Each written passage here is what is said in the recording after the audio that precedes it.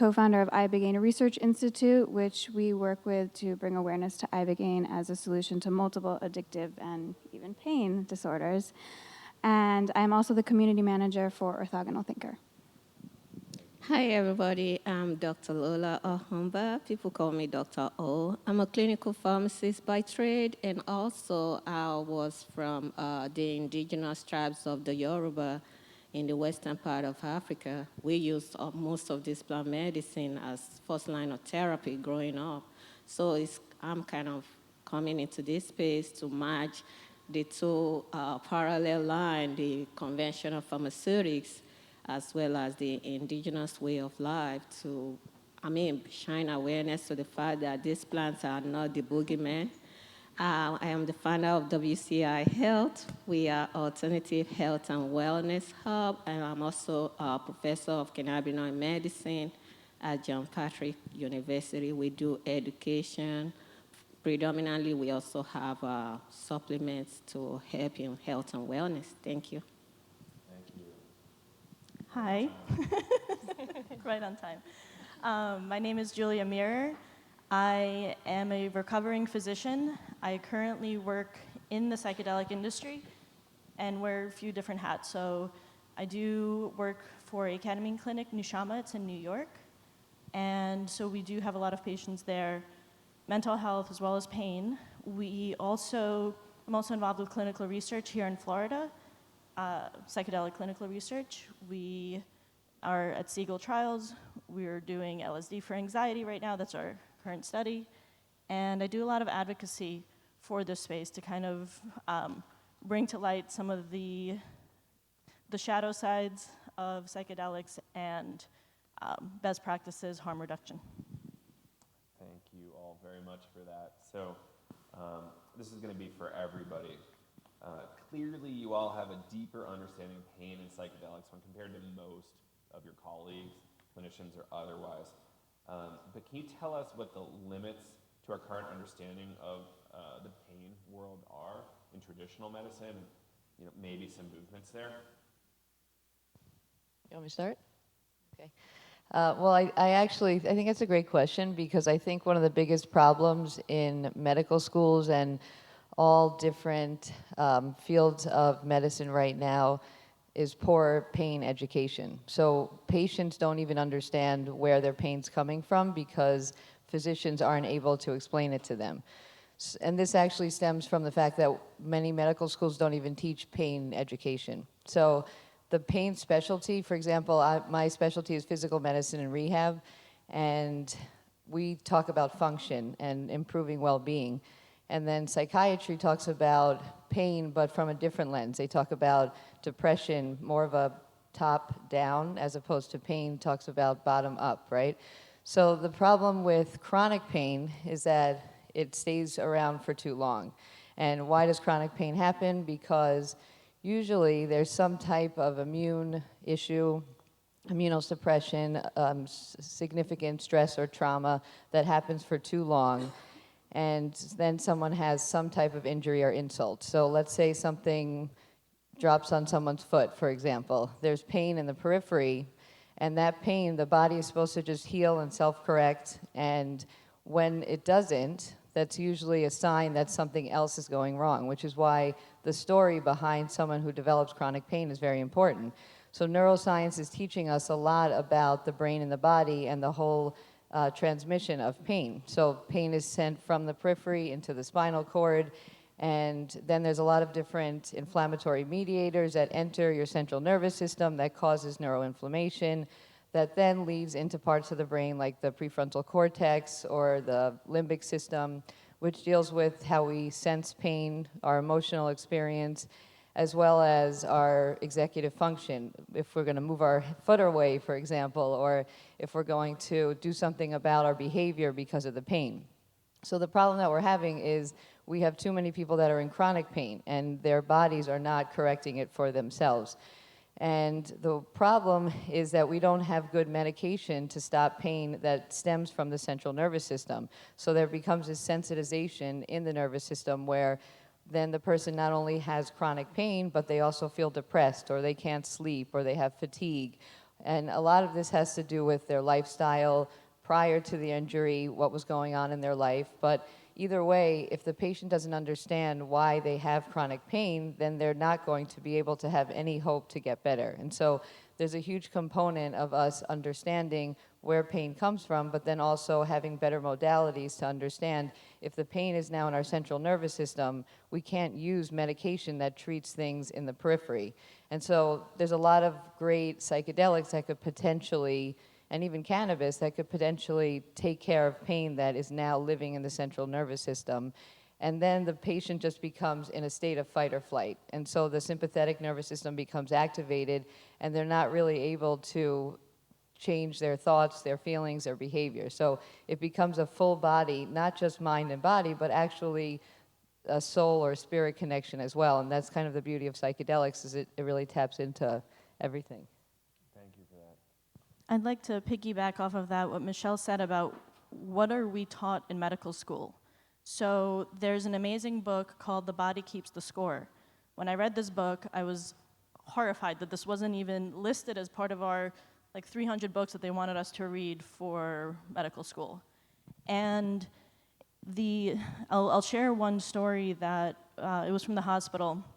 There's a surgery patient. This woman comes in, has an uneventful surgery, and she stays in the hospital, and her pain will not go away.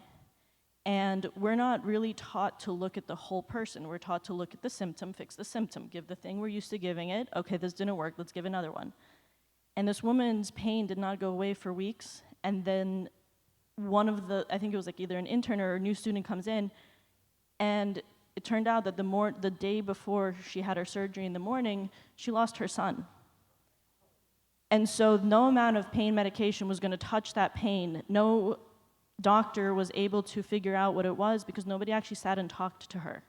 So there's so much pain that is physical from the patient's perspective, and a lot of times it's because it's a lot easier to get sympathy, it's a lot easier to get help for physical pain. We tend to shun mental pain. Mental health is not something that, I remember even for me when I was leaving my residency, I couldn't talk about depression because this was considered, I was in a mostly foreign program, but this was like a first world problem. And so I think for us, one of the big limitations for treating pain is how we look at the person and what we're taught to look for outside of the particular specialty that we're in. Yeah, thank you for that. Yeah, for just like when Dr. Michelle was talking, she mentioned depression and pain. I mean, an average person will be like, what has depression got to do with pain? It's the whole body system. And even in the conventional pharmacy, the way we even manage pain, we give antidepressant. We give Cymbalta, amitriptyline as part of management for pain. These are for depression, ideally. But we in that field are also realizing that pain, depression, they go hand in hand. But unlike conventional pharmaceuticals, whereby we keep adding more stuff. Oh, you got this neuropathic pain, let's give you a lidocaine patch. Oh, there's another pain. When we look at plant medicine, and first of all, before I even go into that, the fact that these plants, most of our conventional pharmaceuticals were originally derived from these herbs. Our aspirin, morphine, all these agents were originally derived from herbs. That in itself, I don't know why we are demonizing this plant. The second thing is that when we look at a plant-based product, and when we're talking about plant-based, it doesn't mean it has to technically be plant. It could be active ingredient that will be synthesized by companies, because we are all not going to be able to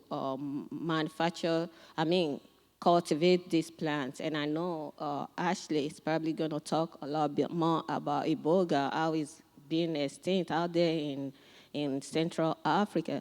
So basically, when you look at average agents that we have in terms of plants, they have various areas where they can help us in management of various diseases, including depression and pain. But when you compare it to conventional pharmaceuticals, it's single agents, like cannabinoid, for example, you use your dronabinol, marinol, it's just one thing. But when you look at cannabis, you have terpene, lean, all kind of stuff, flavonoid, that are also doing that entourage effect as an addition to what we are trying to manage.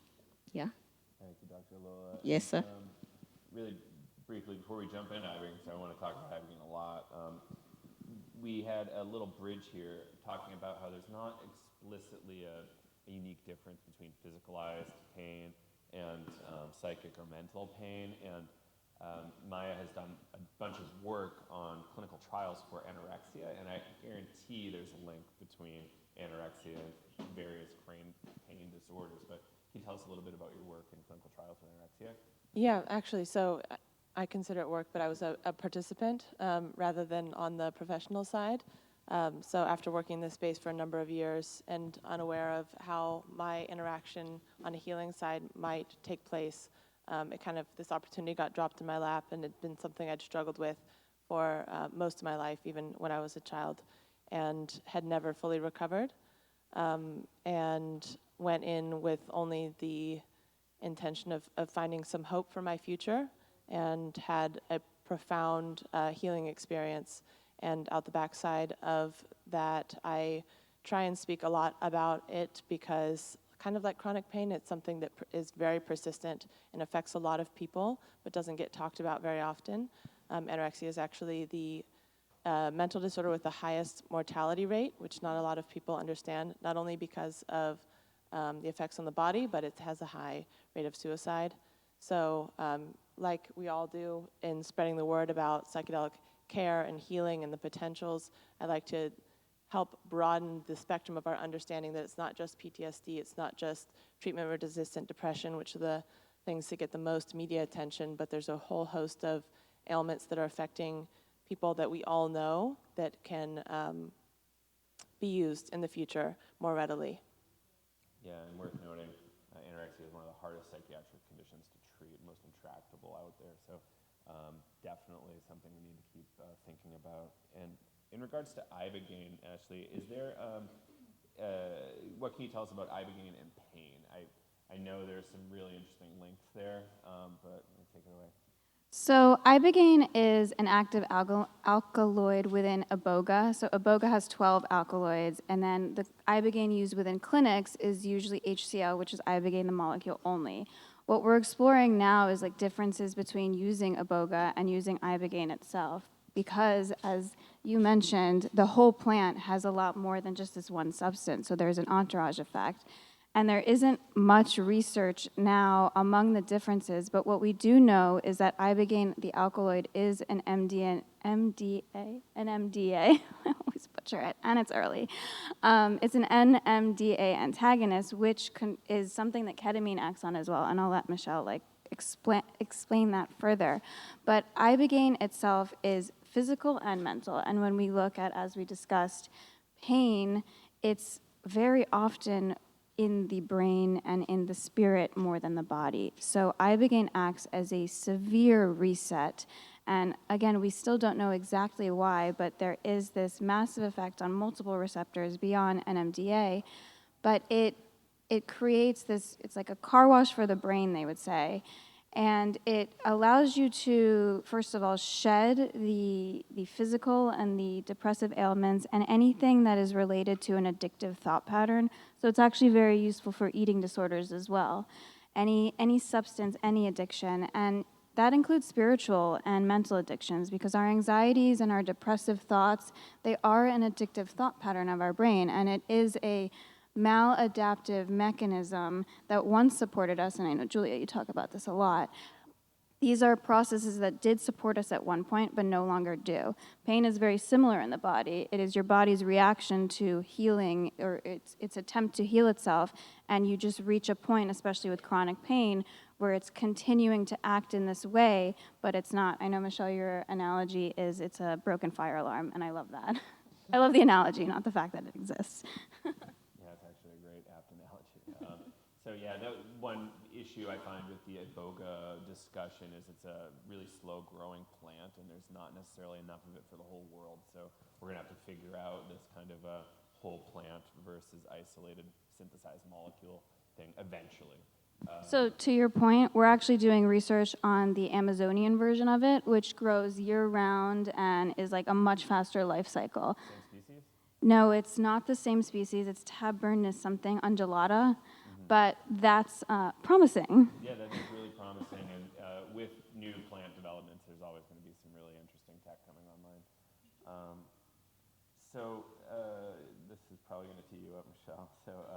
How are we using substances like ketamine, for example, to treat chronic pain in ways that are superior to our current standard of care today? And I think you touched it a little bit before, but let's go a little deeper. Right. Well, I would say that chronic pain, if you really think about it, it's probably caused from unhealed trauma, chronic stress. That is really what's underlying the chronic pain epidemic that we have.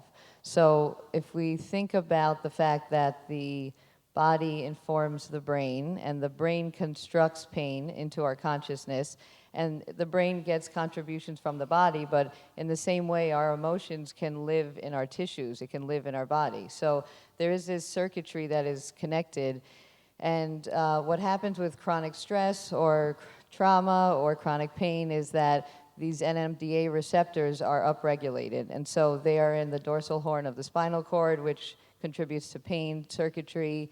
They are in different parts of the brain dealing with learning and memory. And so the NMDA is a glutamate receptor, but when it's upregulated, it causes central sensitization. So it causes us to be hyperreactive to pain. We become more sensitive to anything in our environment. And so what we need to do is block that receptor. However, with everything in medicine, it's all about balance. And we learn that a lot with the endocannabinoid system. So in order to balance glutamate, it's a nice amount of blocking that NMDA receptor so that we can have synaptic plasticity. And so plasticity is really the idea that the body and the brain can actually change. Anything can change. We learn new things on a daily basis, obviously. So we have this concept of neuroplasticity, and the NMDA receptor is really responsible for that. But what happens when it's upregulated for too long is, again, we get more sensitive to pain. So these medications like ketamine, for example, it blocks the NMDA receptor, so it helps to normalize glutamate. And glutamate is a very common neurotransmitter in our brain that is involved with excitatory transmission. And so we need glutamate, but we don't need too much glutamate. So it's a nice balance when we use ketamine, and that's why the dose is extremely important. The intervals that we give ketamine is important. And then also ketamine actually activates the opioid receptor. So they say it's like a promiscuous molecule in the sense that it has multiple effects. It increases BDNF, like most of the psychedelics, which increases neuroplastic changes, which is why after ketamine, you have that window of that critical time where you want to do positive, healthy things, not be involved with stressful events after you're getting a psychedelic treatment. And then there's, besides the biological and the functional mechanism, of course, there's a psychological mechanism, which is why, even though I'm a pain doctor, I don't use benzos during my ketamine infusions or intramuscular, because we want the person to remember things. We want them to have an understanding of the insight that's gained during their experience. And we want them to move forward in life. And so I like them to remember a lot of what's actually happening. But in order to do that, you need a safe space for them to be able to let go and surrender into the experience. Thank you for that. And Dr. Lola, I'm curious about any kind of cannabis for chronic pain discussions that you might want to bring in here. I know you wrote a book on cannabis. So. Yeah, so cannabis, like Dr. Michelle was saying, that is a very, very unique, I call it a medicine that the nature has given unto us. But before I go to cannabis, I want to quickly touch base on ketamine and quickly compare it to iboga. Basically, when we look at iboga, the foundation of the molecular level, it has a lot of receptor that it's touching based on. It's touching on the dopamine, it's touching on the mu opioid receptor, which is our morphine. It's touching on what ketamine is touching on, which is the NMDA receptor. So because this agent is touching on almost a lot of this receptor, it's one of the most powerful agents that we have. When I was growing up, I remember I used to see the Vocanga species of the tabernet, which is in the same family. Those are the ones the elders of our community will use because it has less cardiac side effects compared to the ibogaine. So these agents are really special. And when you're talking about ketamine, we're talking about NMDA receptor. We have GABA there. GABA, what GABA does is calm you down. But when we are depressed, we are down there, we are stuck. And what is the most exciting neurotransmitter that we have in our body? We have glutamate. So you have something that is putting us down, then we have something that can stir us up. So what glutamate does is come into that receptor, and GABA, being an inhibitor, is pushing us down. Glutamate come in form of ketamine and inhibit the inhibitor. It's like bullying the bully. Get out of here, kind of. That is the way I tend to explain that system. When it comes to cannabis, every single living agent has endocannabinoid system in there. We already have this agent in our body that our body produces. And I tell people, when we are talking about cannabis and you are testing me for drug tests, are you sure it's not the anandamide, which is the equivalent of THC or 2-AG2 arachidonic which is the equivalent of CBD that my body is already producing, that you are testing me for? Are you sure? See, our body doesn't produce what it doesn't need. And these plants that we call cannabis, and even all these other plants, they are just taking advantage of what our body already have in there. Plant is a plant. It's not supposed to be functioning. I'm a human. But cannabinoid and other plants are able to work in our body because we have receptor for it. Every facet of our life, of our being, cannabis can target it in the brain because we have the receptor that helps it to work. I call it lock and key. Think of your key. You go out, you lock your door. That is your THC, CBD, and all this other stuff. The padlock itself is that endocannabinoid system, which is in our body. And that is what it doesn't make sense for them to be locking these plants up in jail of man. I call it jail of man. Yeah? Thank you for that. Yeah. Yes, sir. One of my favorite molecule names is anandamide, so thank you for bringing that up. Julia, I'm kind of curious from your perspective. You live in a few different worlds here. Are you seeing anything at Nushama around people reporting less pain when they're going through ketamine-assisted psychotherapies? So we have a lot of patients that come in with a dual diagnosis. They'll have pain and mental health. And so I want to touch on what Michelle said earlier. The chronic pain that somebody may have, it could have started with an injury. So let's say you hurt your knee, and your body is smart, and your body feels this. It goes to a part of your brain, like a few cells over here, and it's like, hey, you hurt yourself. So days go by, there's pain there, you're kind of still using that same amount of real estate in your brain to process it, but now you're like, okay, it's still hurting, I want to be a little bit more aware, so you start thinking more about this area. The more you think about this area, the more real estate you start taking up in your brain. And this starts to take away like brain energy from things like cognitive functions, mood, just self-regulation from that sense. So the idea here is that you start to have, the more you focus on this pain, then you start to develop this chronic pain. Now anything you touch, this whole area is hypersensitive. At the same time, your mental health is suffering. And for our members, we call them members because we don't want them to come in feeling like they're sick, so we try to avoid patients and things like that. For them, I think the mental health shifts are extremely profound, so the pain conversation doesn't come up as much. The other thing for pain that I want to touch on is actually psilocybin. So psilocybin, the magic in the mushrooms, there's now ongoing research looking at this for chronic pain, potentially because of the anti-inflammatory effects, but I'm thinking that there's more of a correlation of as your mental health starts to improve, maybe your relationship to the pain starts to change.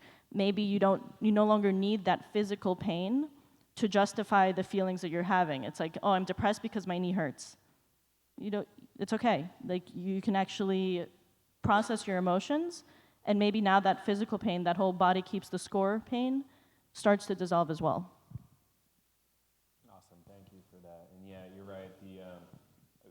think the recent paper you might be referencing was the 3-part case study of Joel Castellanos and PHRI, 3 case studies of large macro doses helping people with chronic pain, but using microdoses in the meantime to sustain their well-being in the long run. So that was, I forget the journal, but we can get into that later. Anyway, do you remember that journal? Yeah, so what that paper really discussed was actually using psilocybin for chronic pain that they look at more like spinal cord injury, phantom limb pain. And phantom limb is actually a great example of how someone no longer has a limb, yet they sense pain. So how is that possible? You don't even have that physical body part. So the brain obviously constructs the pain into your consciousness with contributions from your body, but your body doesn't even have that limb anymore. So the paper was really discussing psilocybin for this type of pain, which is called nociplastic pain.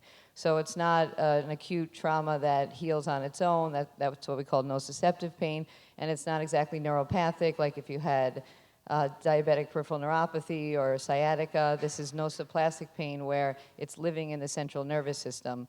And they talk about functional connectivity. So basically different parts of the brain that are currently being reinforced by that glutamate ingraining that signal. Over time, what needs to happen is that needs to be quiet, and we need to start to work on other brain regions communicating. And so like the classic psilocybin picture that we all see about the placebo versus giving the brain psilocybin, you see an increase in functional connectivity, an increase in communication, and that doesn't just stop pain, but it actually helps someone learn new things and realize they can change their behavior, they can change their relationship to pain.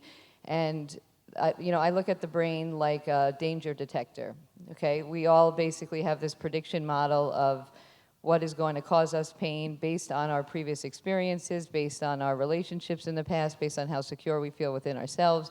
So the brain is really there to protect us, and when someone's in chronic pain, they're not able to really tap into something if it's going to be painful or not, because it's like a fire alarm that's going off in a faulty way. So what a lot of these psychedelics do is allows you to take a step away from your pain and really understand that that's not your identity. You don't have to be defined by the pain, but it doesn't happen unless you give someone a way to connect with themselves, to understand that they want more to life. And a lot of people are just in this rut where they're not really able to get up and start exercising and eat healthy and start to socially be involved with other activities. So they need this catalyst to really wake them up and connect to themselves, because they lost who they are. And it's really a nice time, because what we've seen is that our current treatments for chronic pain are not working. So clearly we need to think outside the box or start to investigate other options. But I mean, we have so much anecdotal evidence of using psychedelics. It's a difficult time because they're Schedule I drugs, and that's why obviously we're using ketamine for so many things off-label. But I do believe that ketamine actually has a great place for nociplastic pain. I just think it, again, starts with education from medical school, and also validation to patients that, yes, we do know you're in pain, we do understand that you're in pain, whether it's emotional or physical, but there has to be a safe container and this therapeutic alliance to help them move forward. Thank you for that. So, yeah, we have a long way to go to improve chronic pain treatments, obviously, and physicians, as we discussed, aren't getting the right education even in med school on this, and despite nutrition and other basics. But how do we start educating physicians appropriately to help start making this difference in approach in medicine? Anybody want to take that one? I think we just have to start reaching out more, because, part of the fear is a lot of money to go to med school, to go to any of the clinical school, even anything that we are doing in life. It's not even Harvard School. It costs a lot of money. And when you get this certificate, and suddenly there's that fear that, oh, I can lose this, I can lose my livelihood. It's a real deal. So, but like I said earlier, these conventional pharmaceutics Originally, many of them were derived from this plant. How do we go from cannabis being used for everything and anything under the sun, Queen of England using it for menstrual pain, to be being the most dangerous plant on earth? How do we go from serotonergic-based plants like psilocybin that we already have the serotonin in our gut? This stuff is in our gut, was originally derived. The serotonin itself is derived from amino acid, protein. Those are the building block of proteins. Serotonin, tryptophan, we think about it as turkey. It helps us to sleep.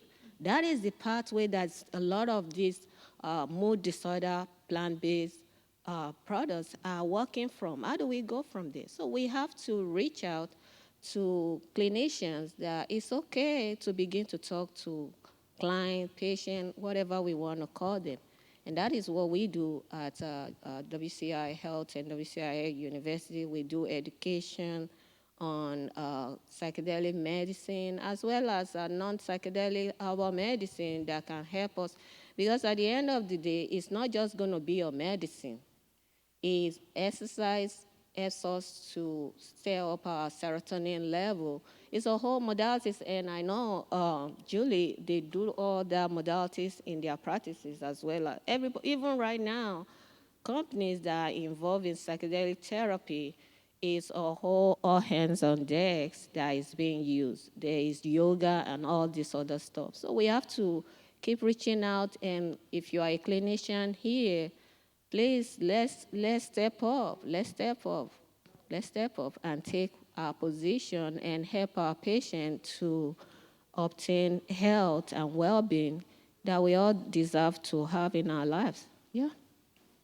So it's an interesting question because you have two sets of physicians or clinicians, the ones that are already practicing and have been for a while, and the ones that are still being trained and coming in. Michelle is a unique example of a physician who was trained in one way and chose to look at things differently. That takes a lot because when you're looking at and this is what I love, I know the medical language and it helps me speak to physicians in a different way. And I joke sometimes that maybe I was meant to be an investigative journalist and the only way to get the scoop on a doctor's ego was to become one. But when, people will get frustrated. I told my doctor about how psilocybin has helped me, and they dismissed it. Well, of course they did, because their training, the way it looks, is for most of your training, you're told you know nothing, stay in line, learn from your elders. And then when you graduate, though, after those 3 years, you are a knower of all things, and you take on that responsibility. So then when your patients come to you and you're not able to help them, which makes sense, we have like 30% of a toolbox in our Western model, you're frustrated, your defense mechanism is this ego that comes up. It's like, well, these studies show this, and this isn't actually real medicine.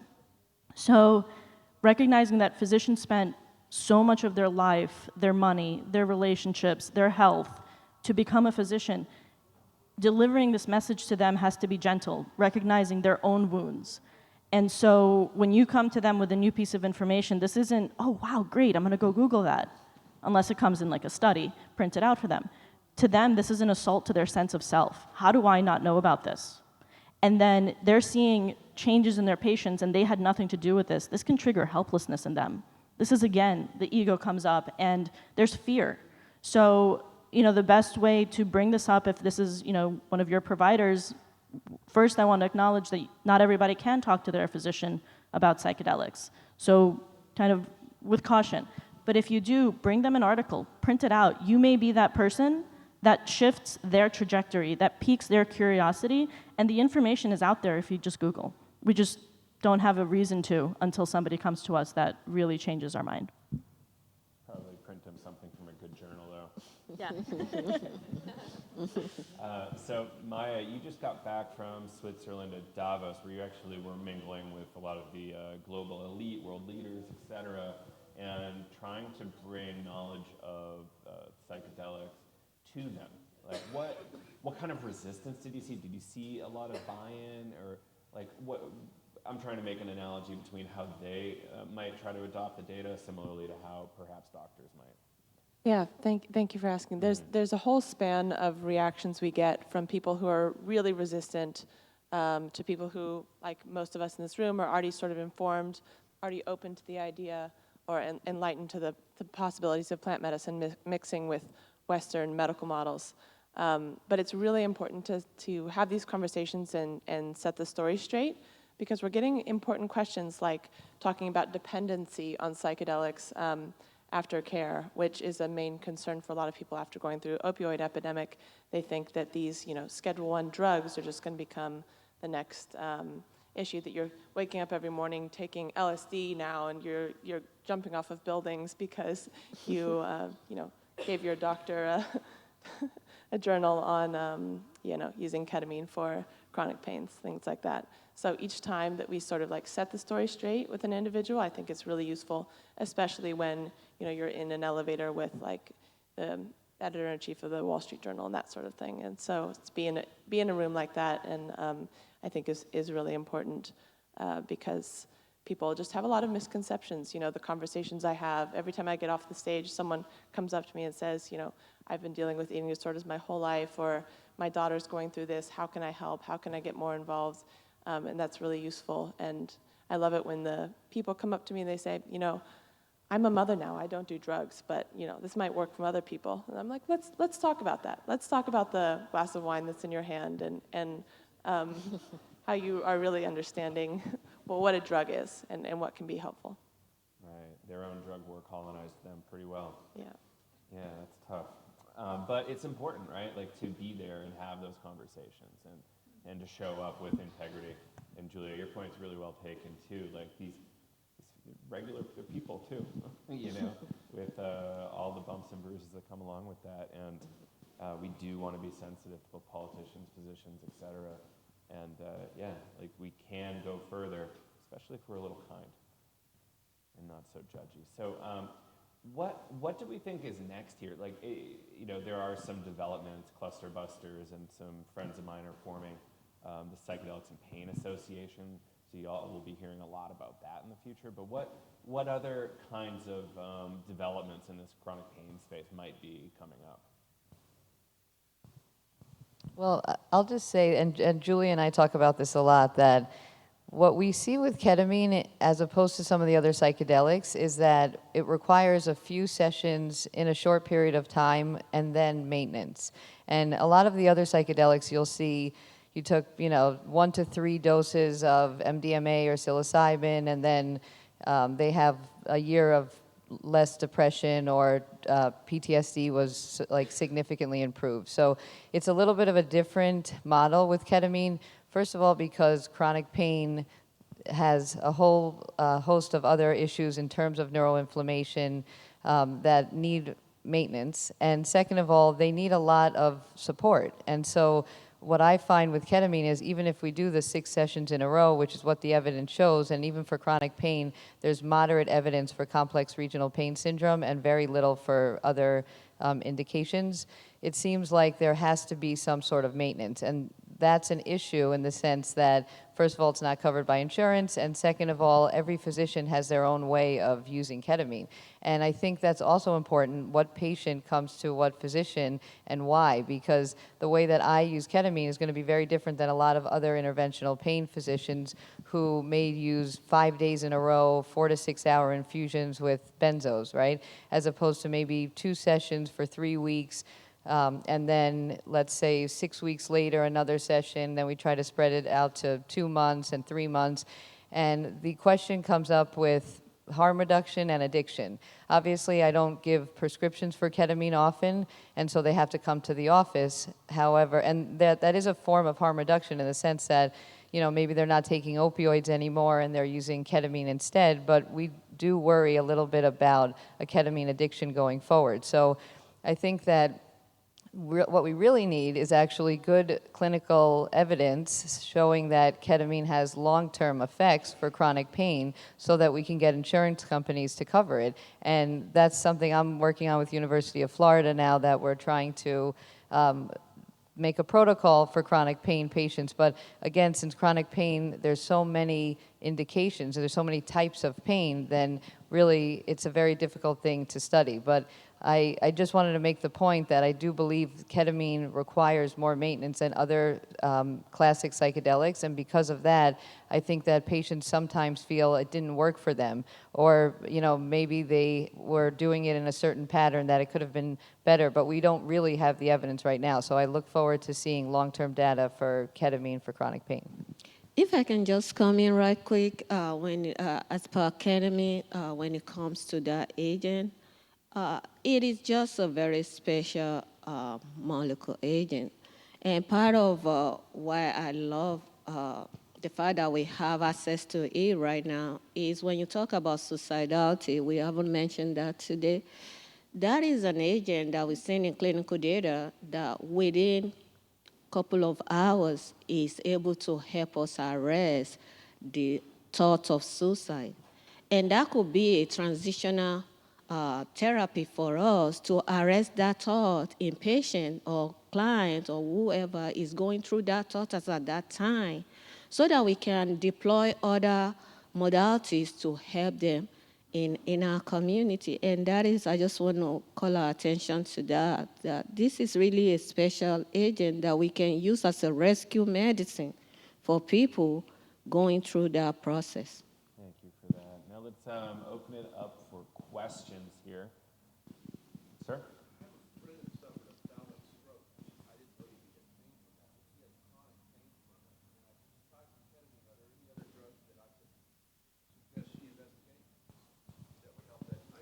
Right, so like a stroke, for example, is really neuropathic pain, but now when it continues for a long time, it becomes nociplastic pain. So it becomes this reorganization in the central nervous system. So anything that targets the peripheral receptors are not going to be effective, which is like, the antidepressants or gabapentin, things like that. So ketamine can work, but again, it's really a maintenance. They're going to have to be, involved in some type of practice where they feel comfortable with the physician. They should probably have a therapist or a coach with them.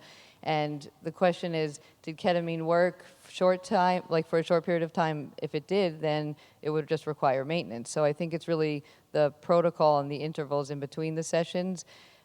Because nothing else is legal right now, we can't really recommend anything else, but I would recommend using ketamine, but really understanding how long they got relief for, and also potentially looking into a maintenance dosing for them.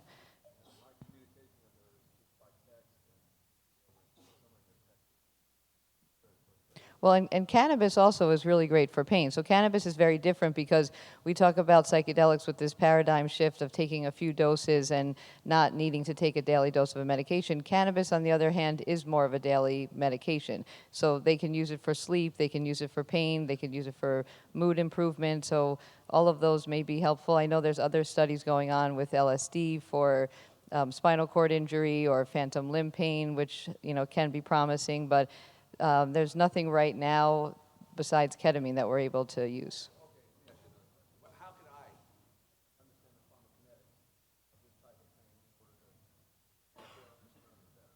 Well, so like the limbic system, the thalamus, that's our emotional brain. So they're not only sensing pain from a depressive standpoint, but they actually, the actual structure of the stroke involved the central nervous system. So there's all these inflammatory mediators that are constantly in a circuitry between the spinal cord and the brain that have to communicate in order to dampen down the pain. So you have these ascending signals, and then the body is supposed to put the brakes on and say, calm down with the pain, but there's no inhibition of the descending pathway. So it's just this amplification that continues to sensitize someone to pain. So then it's not just a physical pain, but they actually emotionally are responsive or hyper-responsive. And so what you can do is be compassionate and provide some form of pacing in the sense of what increases your pain volume, what can turn down your pain volume. Like Julia was saying, putting attention towards the pain will only make the pain worse.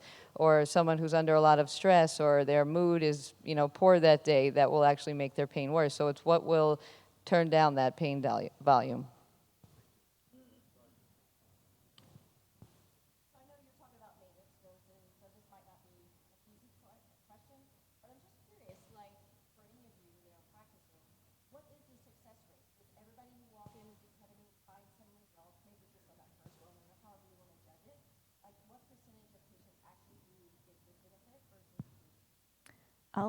I'll touch on this because it's also kind of what you were asking about. What do we hope to see next? So psychedelics work best if you work with them. So for people coming in to get ketamine and they're like, okay, this is going to be the new thing that's going to help me, they might get some relief, but their symptoms may return. And it's essentially, what do you do with that window of relief from the burden of your symptoms? So let's say you do ketamine, you have 7 to 10 days on average. What are you going to do then? Are you going to sit around, watch the news, do your usual things? Or are you going to leverage this relief, this increased energy that you have to push yourself and go do the things that used to bring you joy? So my hope for the industry as a whole is, and the other thing is, there's not a lot of research pairing therapy with ketamine. So a lot of that, a lot of those results are anecdotal because nobody's actually getting together to do the very expensive studies. My hope is that ketamine and psychedelics are like the Trojan horse and systems change are inside. Back in the day, you used to treat depression with movement, lifestyle changes, diet, nutrition, community. We kind of shifted from that and started focusing just on the medicine. So is it possible that psychedelics have an opportunity to shift our systems in profound ways where now not only do we use psychedelics in the context of this therapeutic container, wait, maybe we can do that with Valium, maybe we can also do that with SSRIs, and maybe just like with psychedelics, the whole narrative is this isn't meant to be forever. Even if it's a maintenance dose, what does that look like? It's not daily medication. Maybe that's the same thing for SSRIs and antidepressants. Maybe you take it for 3 months, and then you do lifestyle modification to really make the changes stick. So that's kind of, the data's gonna be increasing, but it depends on so many different things that I'm hoping it's really a systems change that comes of it. Thanks for that. Who's up?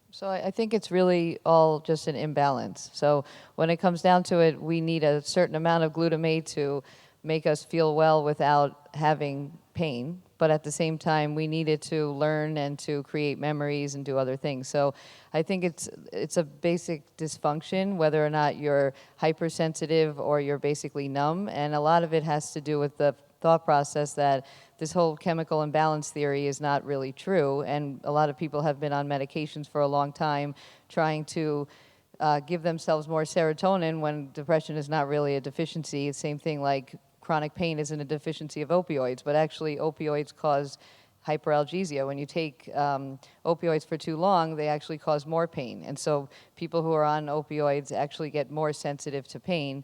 People who take opioids prior to surgery have much worse outcomes and complications as well. So I think it's just a fine balance. It reminds me, sometimes I get acute LSD deficiency. Who's up?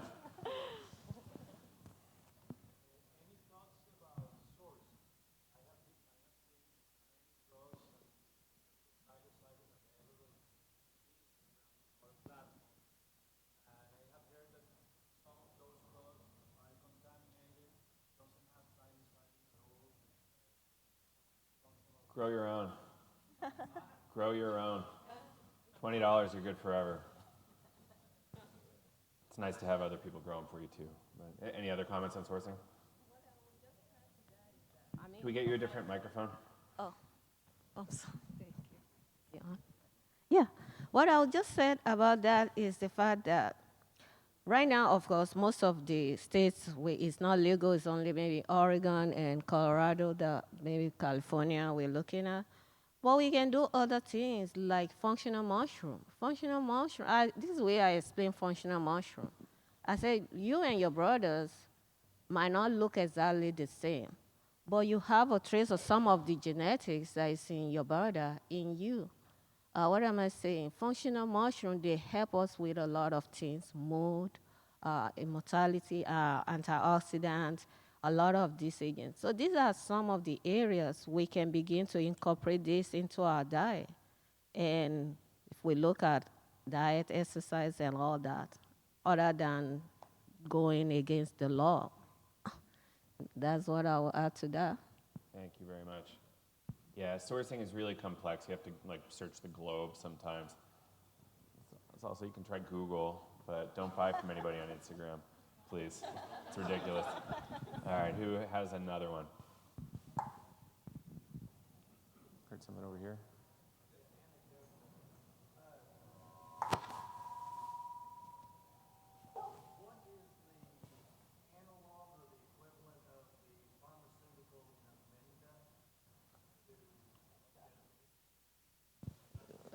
So, right, like memantine, it's a NMDA antagonist as well. However, the studies used really show that it doesn't actually help with pain. So they're both technically anesthetics, and ketamine has the ability to cause the dissociation, but Namenda has been studied, and we've tried it for chronic pain, but it just hasn't seemed to be effective, but it is an NMDA antagonist.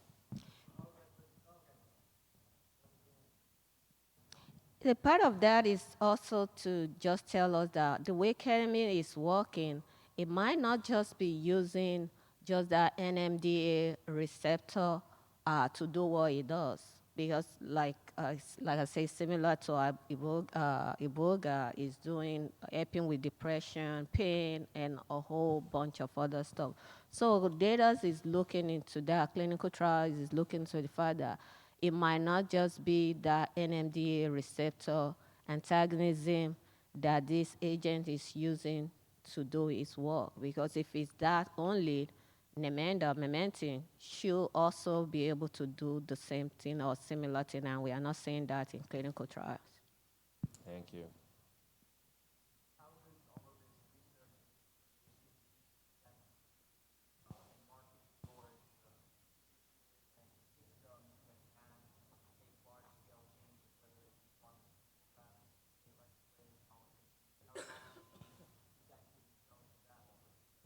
It's nascent.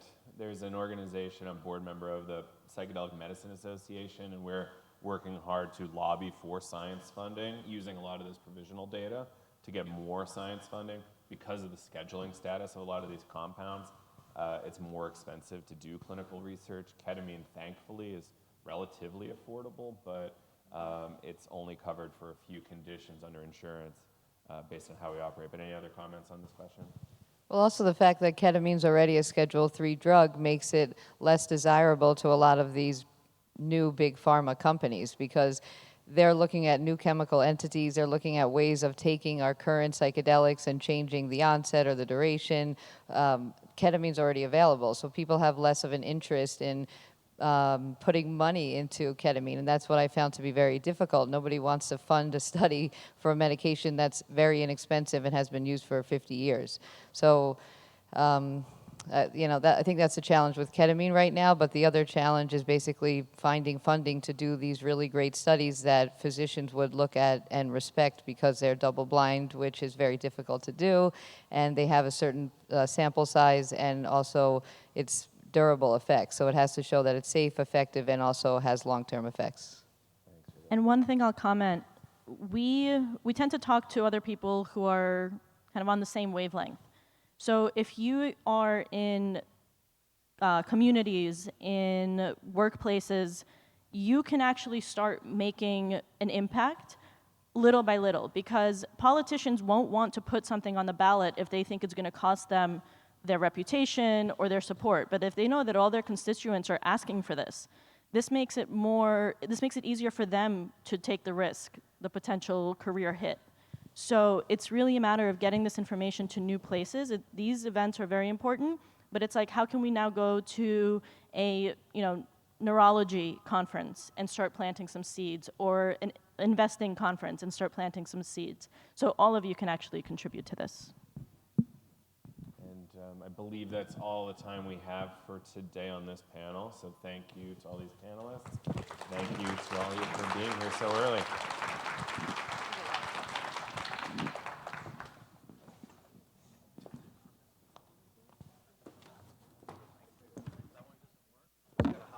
Thank you, Maya.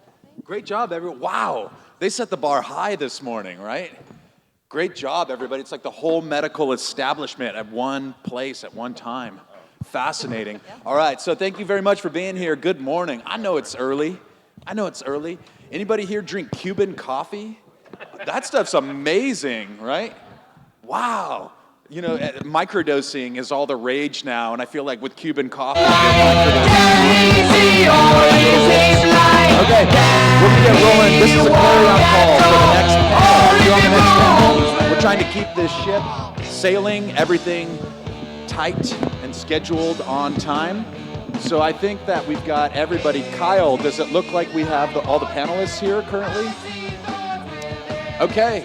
Well, again, let's give 30 seconds to a minute. If anybody is a panelist or knows a panelist, it looks like we're ready to rock and roll. So I'll get out of your hair. All right. Give it up for the next panel, and I'll let them introduce themselves. This is psychedelic integration, do's and don'ts. I know mostly about the don'ts. All right, there you go. This is Kaya. Hey, you guys get bonus points for being out here so early. I'm impressed. I am so excited.